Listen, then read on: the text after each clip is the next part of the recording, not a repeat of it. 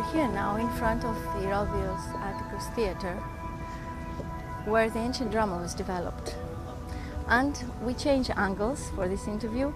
We change spots, as we can say, because Morgan Goodlander is a person who travels, as we already said, around the world.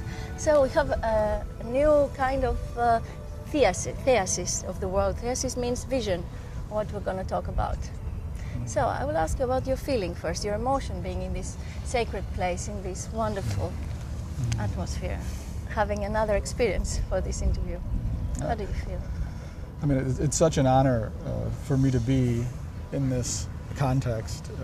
You hear about walking in the footsteps of giants and this sort of thing, but to walk around in this area, it's like every inch of ground is some kind of sacred altar or birthplace of who knows what idea, what ancient philosopher might have sat on that rock or walked under the, of course, maybe not the same trees, but yeah. And we were talking about the mast before. I have here another props. Let's talk about the ideas of the philosophers who lived so many centuries ago, but they still influence us. And we need this kind of philosophy to get away from our everyday problems.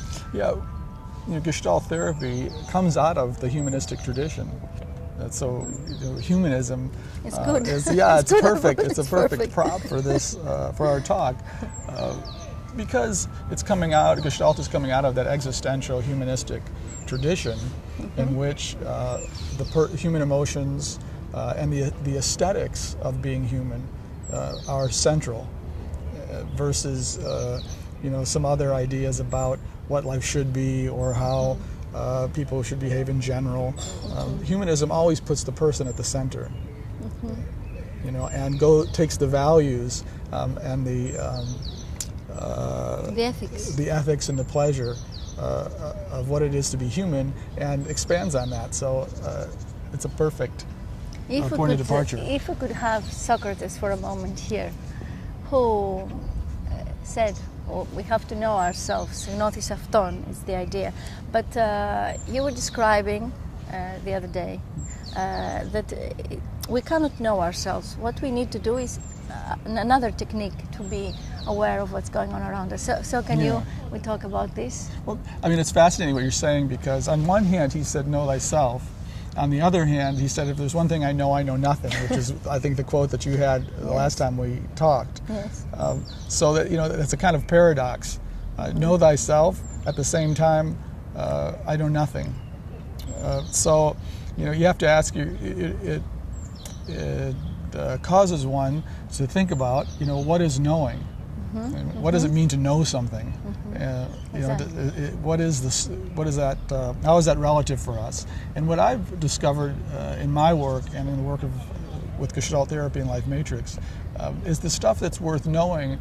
Is what I'm experiencing. I want to know what my experience is, versus know facts or knowledge that I would put in a book or store in some form. Because it reminds the logic. me.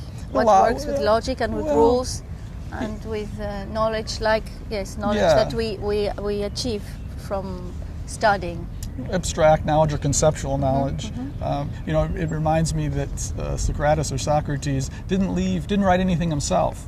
It was Plato who wrote about him. The Socrates all the masters that we never know. wrote things. Yes, only the pupils shared the knowledge of the masters with the world. Yeah, and my imagination about that is that Socrates would have really enjoyed Gestalt therapy because it's an inquiry. His method, the Socratic method, in my view, is a method to open up space. It's a method to ask questions, not to derive at conclusions, but to stimulate the inquiry.